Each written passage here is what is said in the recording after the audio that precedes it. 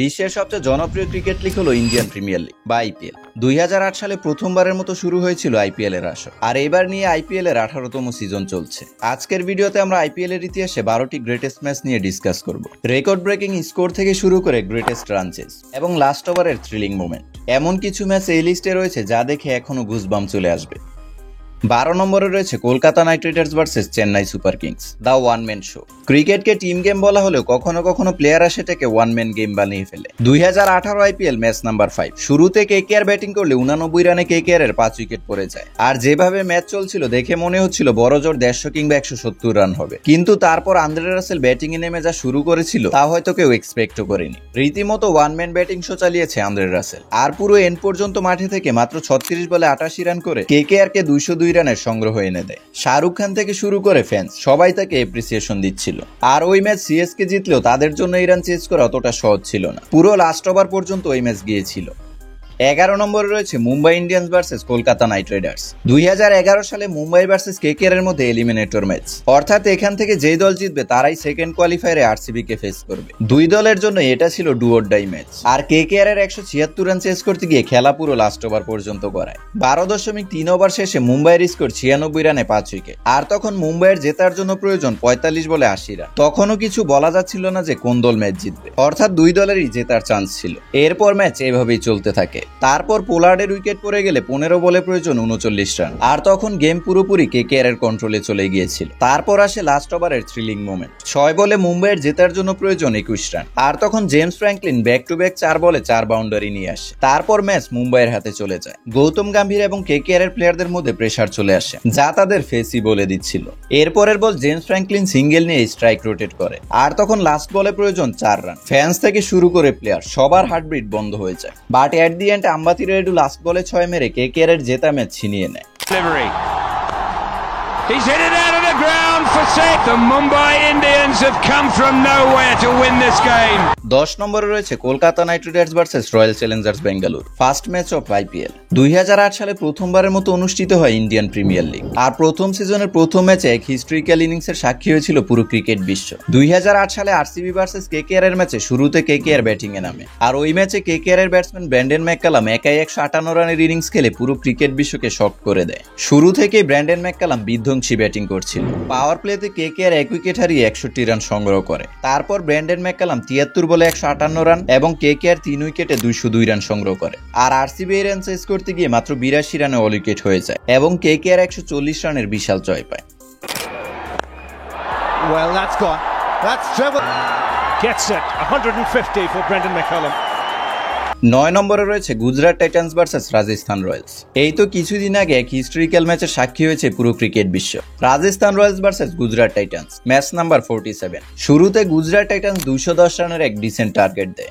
এরপর রাজস্থানের হয়ে ব্যাটিং এ আসে 14 বছরের সূর্যবংশী, আর শুরু থেকে সে অ্যাগ্রেসিভ ব্যাটিং করতে থাকে। প্রথমে সে 17 বলে 50 করে, এরপর মাত্র 35 বলে আইপিএল এর ইতিহাসে সেকেন্ড ফাস্টেস্ট সেঞ্চুরি তুলে নেয়। যেখানে জয়সওয়াল 46 রানে পড়ে রয়েছে, সেখানে সে রাশিদ খান এবং মোহাম্মদ সিরাজের মতো ওয়ার্ল্ড ক্লাস বোলারদেরকে মেরে বাট লাগিয়ে পুরো গেম ওয়ান সাইডেড বানিয়ে ফেলেছে।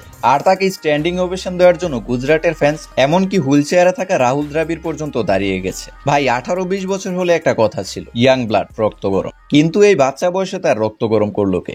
আর আমি এটা ভেবে অবাক, সে যখন স্কুলে যাবে তার ওরা কোন লেভেলে চলে যাবে।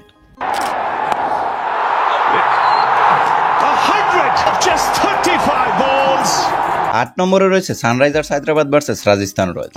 অনেকের মতো এই ম্যাচটি ফিক্স ছিল নাকি ফেয়ার ছিল তা তো বলতে পারি না, তবে এই ম্যাচটিতে এমন সব টুইস্ট এন্ড টার্ন ছিল যা নতুন করে দেখলে যে কারো হার্ট অ্যাটাক চলে আসবে। 2023 আইপিএল এ রাজস্থান ভার্সেস সানরাইজার্স এর এই ম্যাচে শুরুতে রাজস্থান রয়্যালস 215 রানের টার্গেট দেয়, আর এই রান চেজ করতে গিয়ে সানরাইজার্স এর লাস্ট ওভারে প্রয়োজন 17 রান। শুরুতে সানরাইজার্স এর ব্যাটসম্যানরা দুর্দান্ত ব্যাটিং করলেও 17তম ওভারে সানরাইজার্স এর 2 উইকেট পড়ে যায়। তারপর সানরাইজার্স এর জেতার জন্য প্রয়োজন 12 বলে 41 রান, আর 19তম ওভারে ব্যাক টু ব্যাক 3 সিক্সেস এবং 4 মেরে 22 রান নিয়ে আসে গ্লিন ফিলিপস। এরপর মনে হচ্ছিল গ্লিন ফিলিপস এই ম্যাচ বের করে নিয়ে আসবে, কিন্তু ঠিক পরের বলে সে আউট হয়ে যায়, আর রাজস্থানের জন্য কিছুটা হলেও প্রেসার কমে যায়। লাস্ট ওভারে রাজস্থানকে ডিফেন্ড করতে হবে 17 রান। ব্যাটিং এ আব্দুল সামাদ, আর রাজস্থানের হয়ে বোলিং এ আসে সন্দীপ শর্মা। ওভারের প্রথম বলে আব্দুল সামাদের সহজ ক্যাচ মিস করে রাজস্থান রয়্যালস। এরপর 5 বলে এসআরএইচ যেমন তেমন করে 12 রান নিয়ে আসে, আর এখন 1 বলে প্রয়োজন 5 রান। লাস্ট বলে ব্যাটসম্যান হিট করলে তা বাটলারের হাতে ক্যাচ চলে যায়, আর রাজস্থান রয়্যালস এই ম্যাচ জিতে সেলিব্রেশন করতে থাকে, কিন্তু এরপরই আসে আসল twist. TV umpire no ball signal দেয়,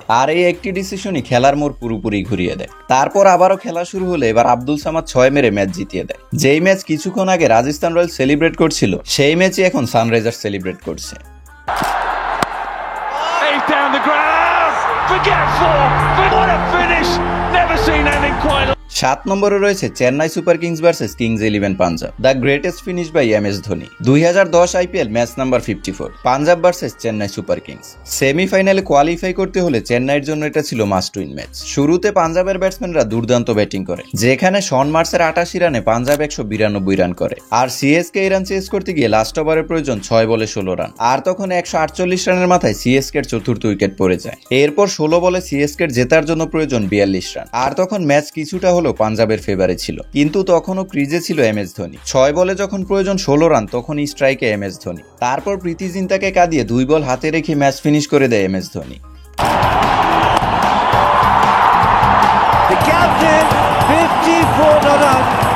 6 নম্বরে রয়েছে আরসিবি ভার্সেস পুনে ওরিয়র। 2013 সালে আরসিবি ভার্সেস পুনে ওরিয়রের এই ম্যাচে এমন এক রেকর্ড করতে যাচ্ছিল যা হয়তো কেউ স্বপ্নেও এক্সপেক্ট করেনি। শুরুতে পুনে ওরিয়রের এগেইনস্টে ব্যাটিং এ নামে রয়্যাল চ্যালেঞ্জার্স বেঙ্গালুরু, আর 1 ওভার 2 বলের মাথায় মাঠে বৃষ্টি চলে আসে। তারপর বৃষ্টি শেষ হলে আবারও খেলা শুরু হয়। ক্রিস গেল যেভাবে তার ব্যাটিং তাণ্ডব চালাচ্ছিল, এই ম্যাচে যে নতুন এক রেকর্ড তৈরি হবে তা দেখেই বোঝা যাচ্ছিল। আর ম্যাচ শেষ হওয়ার পর ঠিক এমনই হয়। ওই ম্যাচে ক্রিস গেল 175 রানের পাশাপাশি 263 রানের আনবিলিভেবল রেকর্ড সেট করে।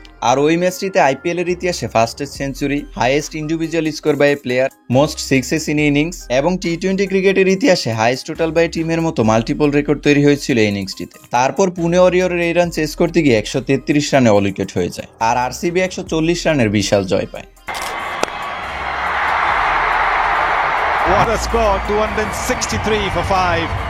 জাস্ট ইমেজিন, ওই ম্যাচে যদি বৃষ্টি না থামতো তাহলে এই হিস্ট্রিক্যাল ম্যাচটি আর দেখাই হতো না। 5 নম্বরে রয়েছে পুনে ভার্সেস মুম্বাই ইন্ডিয়ান্স। ভাই, ক্রিকেটে এক রান যে কতটা ইম্পর্টেন্ট তাই এই ম্যাচটি দেখলেই বুঝবে।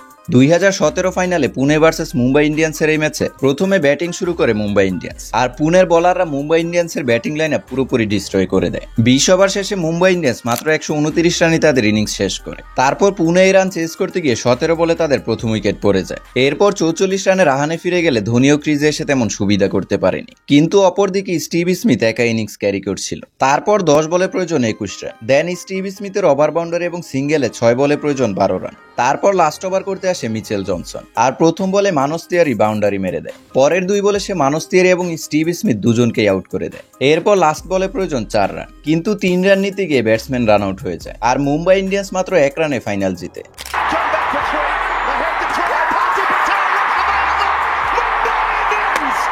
4 নম্বরে রয়েছে Sunrisers Hyderabad versus royal Challengers Bengaluru, highest total in IPL history. 2013 সালে আরসিবি আইপিএল এর ইতিহাসে 263 রানের সর্বোচ্চ রেকর্ড গড়ে, আর এটা শুধু আইপিএলই নয়, টি20 ক্রিকেটের সর্বোচ্চ স্কোর ছিল। অনেক টিম এই রেকর্ডের কাছাকাছি গিয়েও কেউই এই রেকর্ডটি ভাঙতে পারেনি। তবে 2024 আইপিএল এর এমন একটি সিজন ছিল যেখানে এই রেকর্ডটি একবার নয় বরং 4 বার ভেঙেছিল।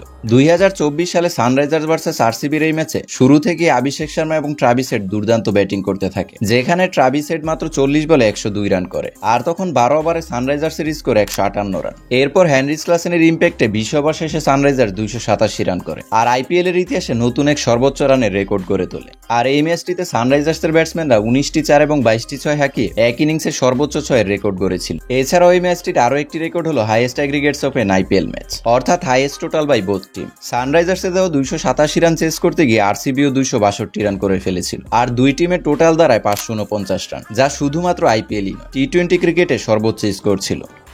549 runs, officially the most runs ever in a T20 match. 3 নম্বরে রয়েছে Mumbai Indians versus kings 11 Punjab.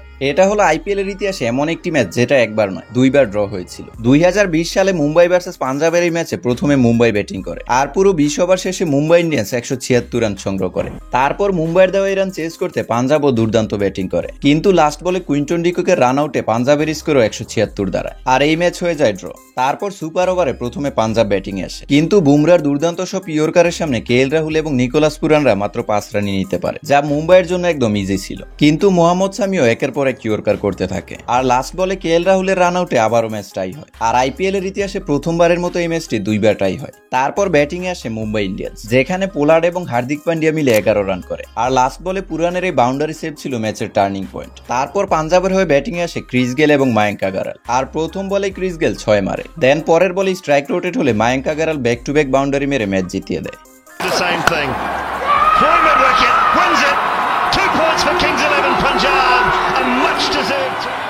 2 নম্বরে রয়েছে Mumbai versus Rajasthan Royals, greatest run chase in IPL history. 2015 IPL Mumbai versus রাজস্থানের মধ্যে গ্রুপ পর্বের লাস্ট ম্যাচ। যদি রাজস্থান এই ম্যাচ জিতে তাহলে তারা প্লে অফে কোয়ালিফাই করবে, আর না জিতলেও তাদের কোনো সমস্যা নেই। কিন্তু অপরদিকে মুম্বাই ইন্ডিয়ান্সকে কোয়ালিফাই করতে হলে হিউজ মার্জিনে জিততে হবে। রাজস্থানের জন্য প্লে অফের রাস্তা যতটা ইজি ছিল, মুম্বাইয়ের জন্য ততটাই কঠিন। ম্যাচ শুরু হলে প্রথমে রাজস্থান রয়্যালস 189 রান করে, আর মুম্বাইয়ের সামনে চ্যালেঞ্জ হলো যদি তারা এই রান 14 ওভার 3 বলে চেস করতে পারে তাহলে তাদের নেট রান রেট রাজস্থানের থেকে উপরে থাকবে আর তারা প্লে অফে কোয়ালিফাই করতে পারবে। এরপর এই রান চেস করতে গিয়ে 9 ওভার শেষে মুম্বাইয়ের স্কোর 4 উইকেটে 108 রান। তারপর আম্বাতি রাইডু এবং অ্যান্ডারসন মিলে দুর্দান্ত ব্যাটিং করতে থাকে, যেখানে শুরু থেকে অ্যান্ডারসন ম্যাচ জেতানোর জন্য একাই লড়াই করে আসছে। তারপর ম্যাচ এমন এক সিচুয়েশনে চলে যায় যেখানে এমআই কে কোয়ালিফাই করতে হলে 1 বলে 2 রান প্রয়োজন, কিন্তু সেখানে আম্বাতি রাইডু রান আউট হয়ে গেলে 14 ওভার 3 বল শেষে মুম্বাইয়ের স্কোর 189 দাঁড়ায় আর ম্যাচ টাই হয়ে যায়। তখন রাজস্থানের প্লেয়াররা সেলিব্রেশন করতে থাকে, কিন্তু ক্যালকুলেশন করার পর দেখা যায় মুম্বাইয়ের জন্য আরো একটা চান্স ছিল। যদি তারা নেক্সট বলে বাউন্ডারি মারতে পারে তাহলে তাদের রান রেট রাজস্থানের থেকে বেটার হয়ে যাবে আর তারা প্লে অফে কোয়ালিফাই করতে পারবে।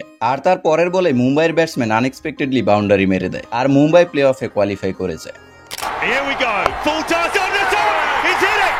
It's Mumbai qualified. And it's Ambati Raidu.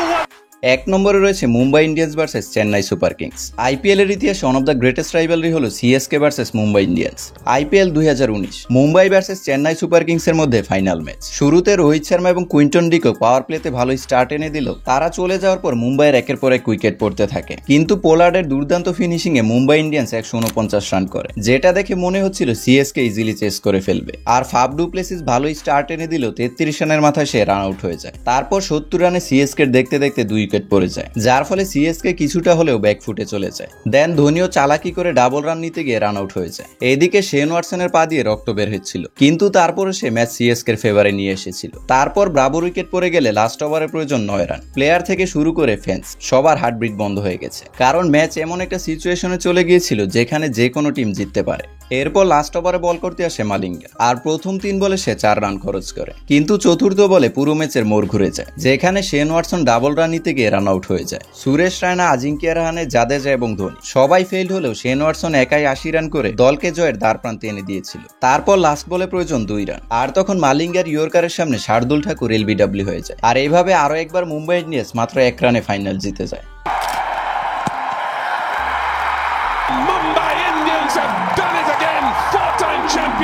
তো গাইস, এই তো ছিল আজকের ভিডিও। এই 12টি গ্রেটেস্ট ম্যাচের মধ্যে তোমার কাছে কোনটি সেরা মনে হয়েছে তা অবশ্যই কমেন্টে জানাবে। তো দেখা হচ্ছে নতুন কোনো ভিডিওতে, ভালো থাকবে।